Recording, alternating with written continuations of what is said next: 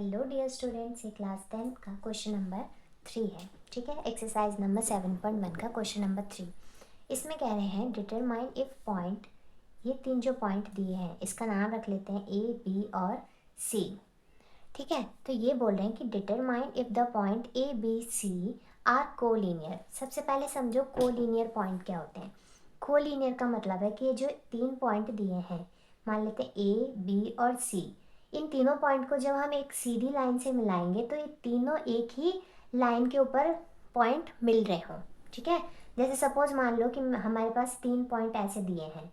अब मैं चाहूँ इन तीनों पॉइंट को एक ही लाइन, एक से ज़्यादा नहीं होना चाहिए, एक लाइन से मिलाना, तो क्या पॉसिबल है? तो मैंने कोशिश किया, ये वाली लाइन मिलाया, नहीं मिला।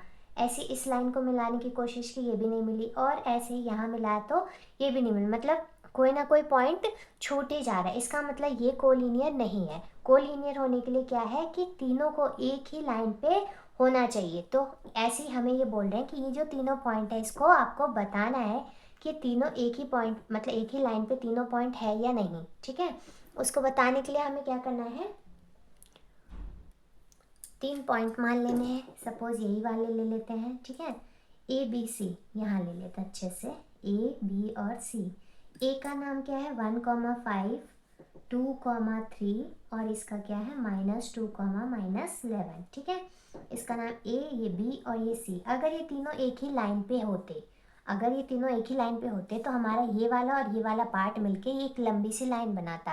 यानी ए, बी मिलके और बी, सी मिलके, ए, बी और ये बी, सी मिलके हमारा ए और सी वाली लाइन को ज्वाइन करता है ना।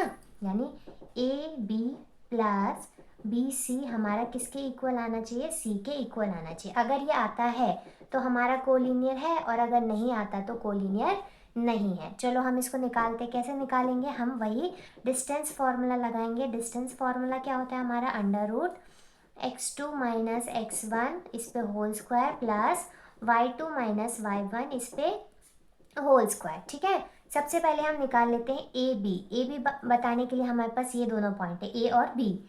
लिख लेते हैं x1 y1 x2 y2। हमारे पास a1 क्या है 1,5 और b क्या है 2,3। वही रूट लगाएंगे, और आपको बताया था नीचे वाले नंबर में से ऊपर वाले को माइनस कर दो। 2 माइनस 1 इस पे होल स्क्वायर प्लस 3 माइनस 5 इस पे भी होल स्क्वायर। ठीक है, क्योंकि आप बार बार फॉर्मूले में देखोगे x2 किधर है, यहाँ है, अच्छा ये लिखा, फिर x1 किधर है, ऊपर है यहाँ। इससे अच्छा आप ऐसे सीक्वेंस में लिख दो और फटाफट से सॉल्व कर लो, है ना। अब हम आगे देखते हैं क्या होगा।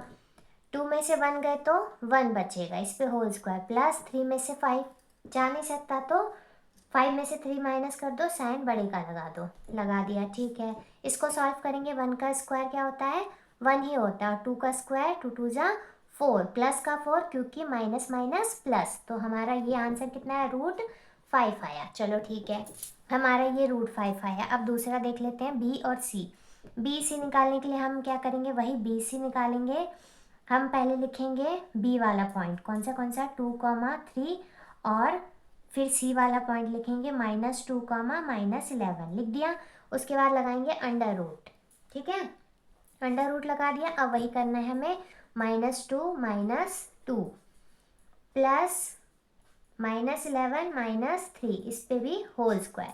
इसका होल स्क्वायर करेंगे, माइनस और माइनस प्लस हो जाएगा, -2 -4 इस पे होल स्क्वायर, यहाँ पे -11 और 3 कितने हो जाएंगे, -14 इस पे होल स्क्वायर, ये लिख दिया। अब 4 का स्क्वायर कितना होता है, 4 4 जा 16, तो हम यहाँ पे 16 लिख देंगे। उसके बाद हमारा 14 का स्क्वायर क्या होता है, माइनस माइनस प्लस हो गया, 14 का स्क्वायर होता है 196। इन दोनों को हम ऐड करेंगे तो हमारा आएगा √212। ठीक है, अब हम थर्ड निकाल लेते हैं। ए बी निकल गया, बी सी निकल गया, अब हम निकालेंगे सी ए। तभी तो हमारा तीनों निकल के क्या होगा, यहाँ पे सी ए लिखेंगे।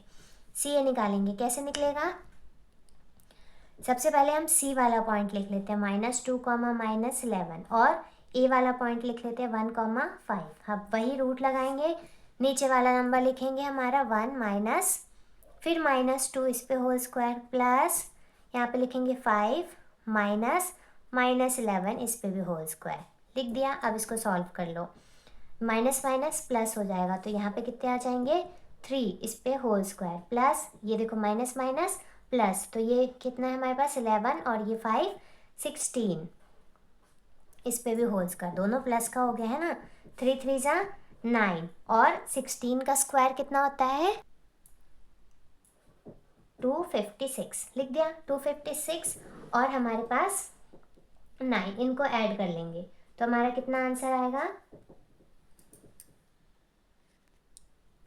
265, ठीक है।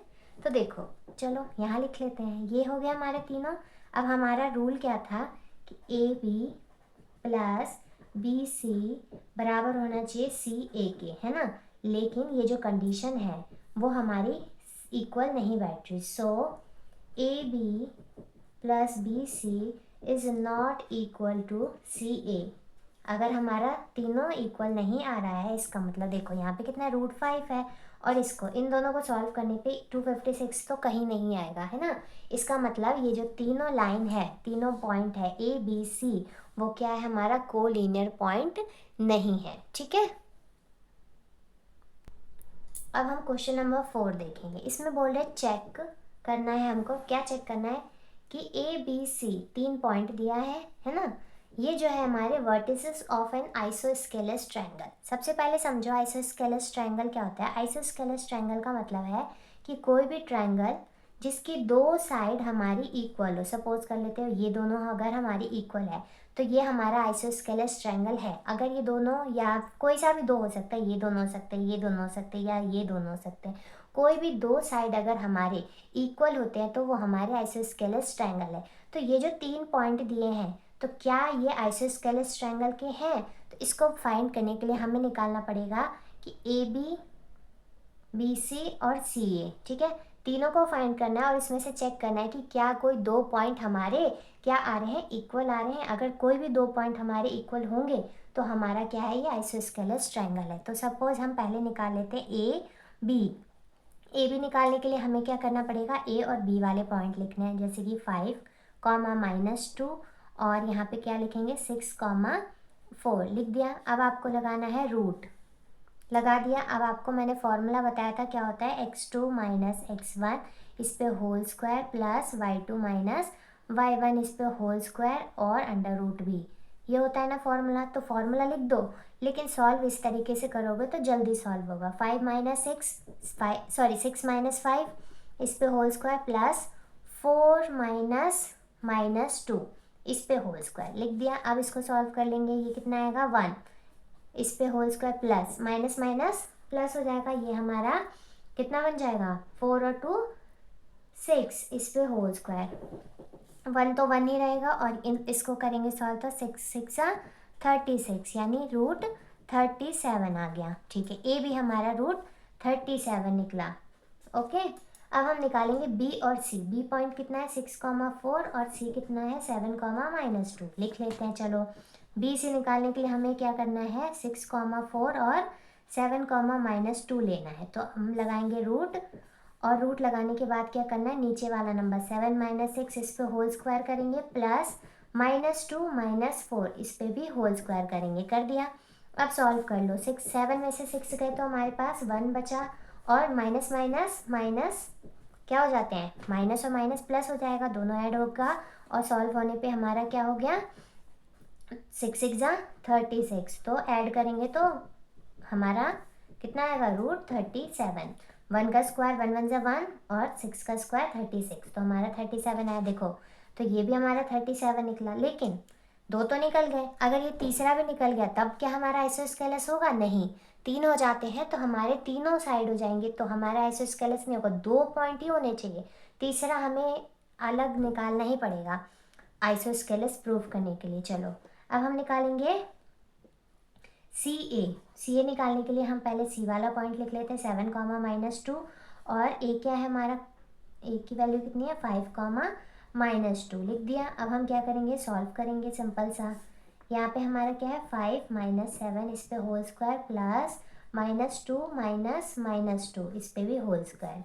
चलो सॉल्व कर लेते हैं, ये कितना आएगा 2 आएगा, आ गया 2। है ना। उसके बाद हमारे पास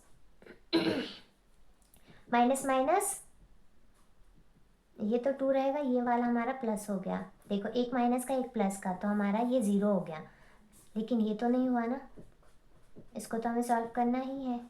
इसको सॉल्व कर लेते हैं तो माइनस माइनस प्लस, सॉरी 2 2 जा 4 और माइनस माइनस प्लस, तो हमारा प्लस का 4 आया। यहाँ पे हमारा 0। अब देखो यहाँ पे कितना आया हमारा 4 आया। 4 किसका रूट होता है हमारा 2 का, तो हमारा 2 आंसर है।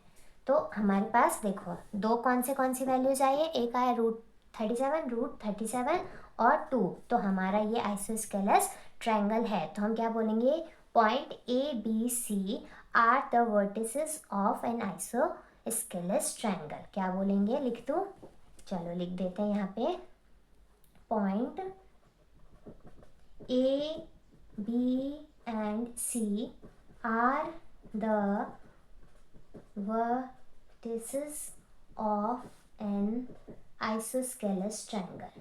ठीक है।